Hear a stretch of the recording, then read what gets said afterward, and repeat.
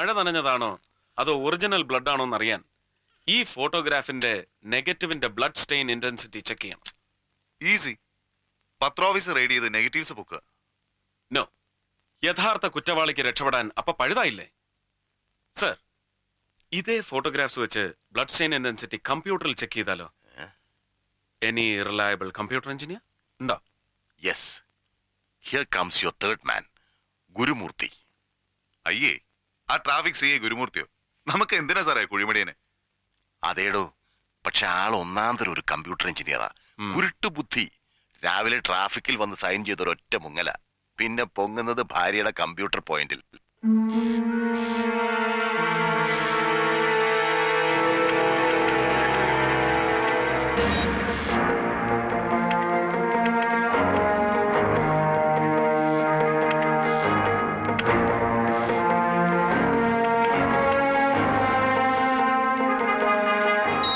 No doubt ഈ stain മഴ നനഞ്ഞു പടർന്നതല്ല.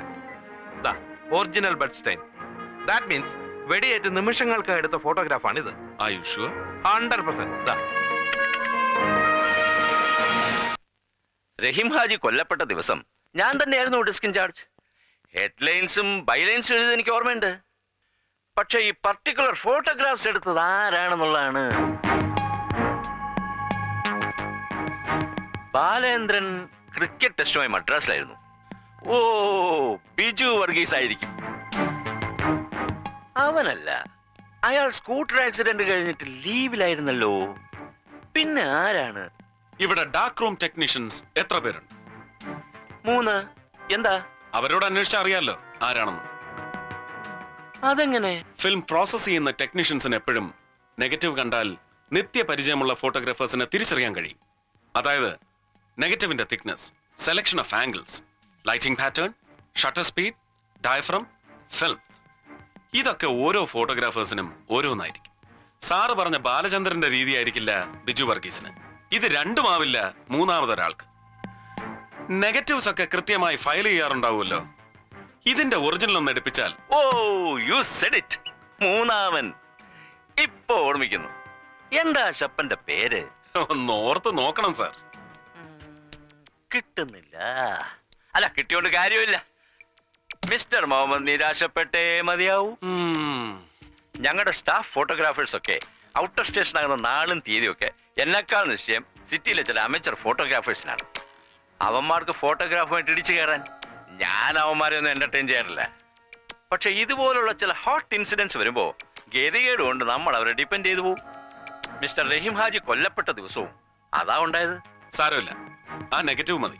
സാറിന് ഓർമ്മയില്ലെങ്കിലും ഇവിടുത്തെ ഡാർക്ക് റൂം ടെക്നീഷ്യൻസിന് ചിലപ്പോ ആ ഫോട്ടോഗ്രാഫറെ ട്രേസ് ചെയ്യാൻ കഴിഞ്ഞേക്കും. അവിടല്ലേ പ്രശ്നം. ആ ചെക്കൻ അന്ന് കൊണ്ടത് നെഗറ്റീവ്സ് അല്ല, പോസിറ്റീവ് ഒറിജിനൽ ഫോട്ടോഗ്രാഫ്സ്. പക്ഷെ അതിന്റെ നെഗറ്റീവ് ചിലപ്പോൾ പ്ലേറ്റ് മേക്കിംഗ് ഡിപ്പാർട്ട്മെന്റിൽ കാണും. വേണമെങ്കിൽ എടുപ്പിക്കാം. പക്ഷേ അത് വെച്ച് ആ ഫോട്ടോഗ്രാഫറെ ട്രേസ് ചെയ്യാൻ ഈ ടെക്നീഷ്യൻസിന് കഴിയുമെന്ന് എനിക്ക് തോന്നുന്നില്ല. ഓക്കെ, അത്തരം ഫോട്ടോഗ്രാഫേഴ്സിനൊക്കെ സ്പോട്ട് പേയ്മെന്റ് കൊടുക്കാറില്ലേ പതിവ്? അന്ന് ഈ ഫോട്ടോഗ്രാഫർക്ക് പണം കൊടുത്ത നിങ്ങളുടെ പർച്ചേസ് മാനേജർക്ക് ഒരുപക്ഷെ ആളെ തിരിച്ചറിയാൻ കഴിഞ്ഞേക്കും. കഴിയില്ല. കിട്ടിയ ന്യൂസും വെച്ച് ഫസ്റ്റ് എഡിഷൻ പ്രിന്റ് ചെയ്ത് സെക്കൻഡ് എഡിഷന് പേപ്പർ ലോഡ് ചെയ്യുമ്പോഴാണ് ആ ചക്കൻ ഫോട്ടോഗ്രാഫ്സ് ഓടി പറഞ്ഞെത്തുന്നത്. പർച്ചേസ് മാനേജറുടെ വൗച്ചറോടെ ഞാൻ എന്റെ സ്വന്തം പോക്കറ്റിൽ നിന്ന് കാശ് എടുത്ത് കൊടുക്കായിരുന്നു. സത്യം പറഞ്ഞാൽ ഞാൻ ആ കൊലയാളികളെ പ്രായിപ്പോയി. അവന്മാരൊന്ന് അഡ്വാൻസ് നോട്ടീസ് തന്നിരുന്നത് ഞാൻ ബാലേന്ദ്രനെ ക്രിക്കറ്റ് ടെസ്റ്റിന് അയക്കുമായിരുന്നു. അതെ അതെ, ഇത് വെറും സാധാരണ ഫോട്ടോഗ്രാഫ്സ്. നിങ്ങൾ പോലീസുകാർക്ക് ഇത്ര ഇൻട്രസ്റ്റ് ഉണ്ടാകാൻ മാത്രം I cannot find anything unusual. എന്താണ് സാർ? ഓ, അങ്ങനെ പ്രത്യേകതകളൊന്നും ഉണ്ടായിട്ടല്ല സാർ. ഒരുപാട് പൊളിറ്റിക്കൽ ഇമ്പോർട്ടൻസ് ഉള്ള ഒരു കേസല്ലേ ഇത്. കൊന്നവനെ കിട്ടിയില്ലെന്ന് വിചാരിച്ച് ചുമ്മാതങ്ങ് ഫയൽ ക്ലോസ് ചെയ്ത് വെക്കാൻ പറ്റൂ? പത്രക്കാരടക്കം നാടിളക്കിയ ഒരു ജഗപൊക ദേവിനെ അവിടെ വയ്ക്കും. Okay sir, welcome.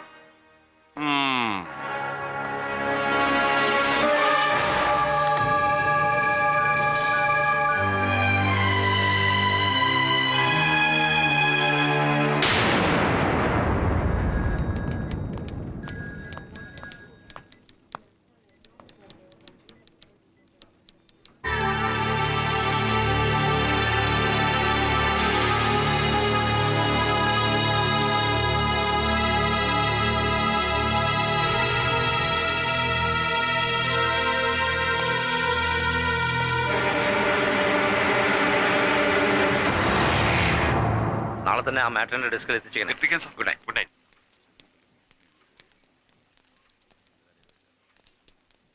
Good night sir. ആ ഗുഡ് നൈറ്റ്. Good night.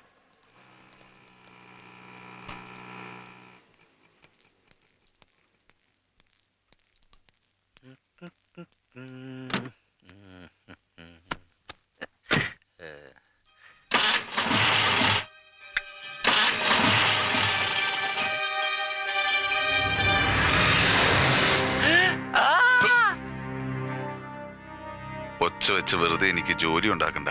വണ്ടി എടുക്ക. തിരിഞ്ഞു നോക്കണ്ട, മുമ്പോട്ട് എടുക്ക. എങ്ങോട്ട്? അതൊന്നും അറിയണ്ട. അവിടെ ഒരുപാട് ഐറ്റംസ് കാണാനുണ്ട്. നമുക്കൊന്ന് ചുമ്മാ കറങ്ങിയേച്ചു വരാം. വണ്ടി വിട്ടോ.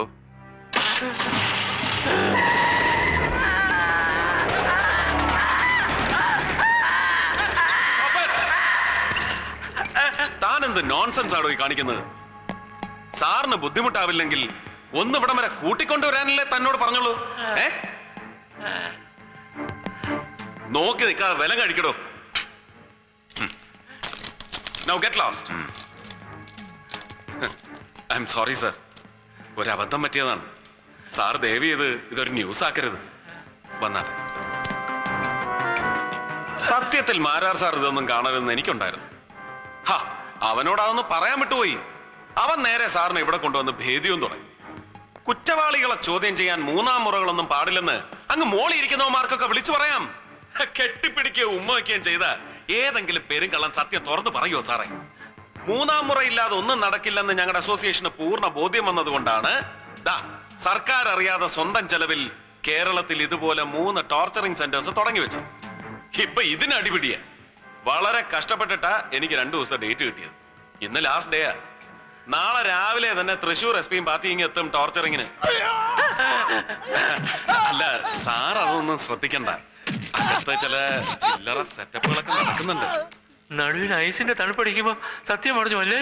ഓ എന്നാലും ഒന്നും ഉരിയാടാത്തവന്മാരൊക്കെ ഉണ്ട്. അങ്ങനെയുള്ള ഒരു അണ്ണാക്കിലേക്ക് ഇതേ ഈ കുഴൽ കുത്തിക്കയറ്റും. എന്നിട്ട് ഇതിലൂടെ തിളച്ച വെള്ളം ഒഴിക്കും. കുടൽ വെന്ത് കഴിയുമ്പോഴത്തേക്കും ഒരുമാതിരിപ്പെട്ടവനൊക്കെ പറയും. എന്നിട്ട് മിണ്ടാത്തവനൊക്കെ ദാ ഇതുപോലെ ഐസിലോട്ടങ്ങ് മരത്തി കിടക്കും. എന്നിട്ട് കാൽപാദം രണ്ടും ഇങ്ങനെ കൂട്ടി പിടിക്കും. തലച്ചോറിൽ നിന്നും പുറപ്പെടുന്ന ഞരമ്പുകളുടെ എൻഡിങ് പോയിന്റ് ഇതാണ്. ഈ അയൺ റാഡ് തീയിൽ വെച്ച് പഴിപ്പിച്ച് കാൽ വെള്ളയിലേക്ക് ഇതാ ഇങ്ങനെ അടിക്കാൻ അറിയാവുന്നവൻ അടിച്ചു കഴിഞ്ഞാലുണ്ടല്ലോ യവന്റെ തലമണ്ട പൊട്ടി തലച്ചോറും ചോരയും പുറത്തു വരും. കണ്ണീന്നും ചെവിന്നും ഒക്കെ ചുളിച്ചുളാന്ന് ചോര വരും. ഇതൊക്കെ സെക്കൻഡ് വേൾഡ് വാർ കാലത്ത് ജാപ്പനീസ് ടോർച്ചറിംഗ് ടെക്നോളജിയുടെ മെത്തേഡ്സ് അല്ലേ? മെത്തേഡ്സ്. എനിക്ക് വീട്ടിൽ പോണം. ഒരു ചായയൊക്കെ കുടിച്ചിട്ട് പോവാൻ ചേട്ടാ. എന്താണോ അവിടെ? ഇവിടെ മനുഷ്യന് ചെവിതല കേൾക്കണ്ടേ? അവന്റെ വായി വല്ല തുണിയോ ചകിരിയോ പിണ്ണാക്കോ വല്ല കുത്തിക്കേറ്റ്. എടോ സൂപ്രണ്ടേ, വെറുതെ മെത്രാണച്ചനെ കുർബാനയെല്ലാം പഠിപ്പിക്കരുത്. അവന്റെ വായിൽ തുണിയല്ല, അമേരിക്ക മാവും ഫെവിക്കോൾ കൂടി കൂട്ടി കുഴച്ച് തിരികെ തള്ളിക്കയറ്റിട്ട് പുറത്ത് പ്ലാസ്റ്റർ ഒട്ടിച്ചതാ. കുനിച്ചു നിർത്തി നഷ്ടലിൽ ഒടിയണ വരെ 4 കയറ്റങ്ങൾ കയറ്റി ഇപ്പൊ പശയും പ്ലാസ്റ്ററും കൂടി തള്ളി പുറത്തു പോന്ന്. ഞാനെന്ത് ചെയ്യാനാ? ഈ മാരാർ സാറിനോട് ചോദിച്ചറിയാം. എന്നെ കുറിച്ച് പണ്ട് ഫീച്ചർ എഴുതിയ ആളല്ലേ പത്രത്തില് തുടർച്ചയായിട്ട്. ഞാൻ പോയേച്ചിങ് വരാം.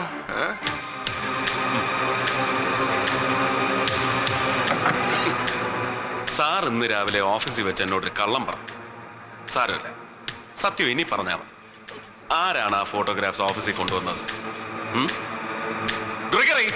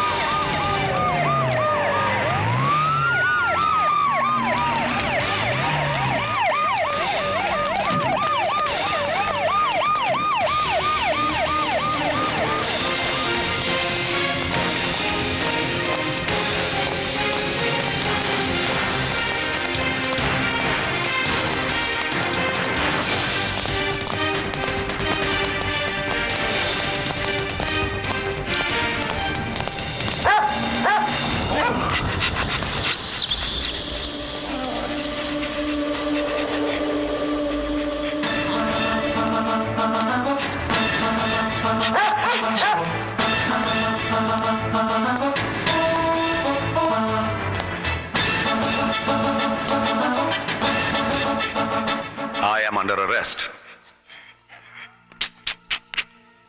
Bad luck.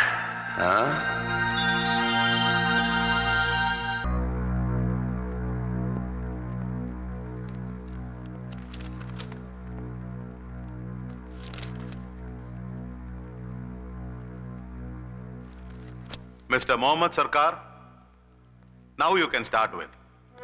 Thank you, Your Honor.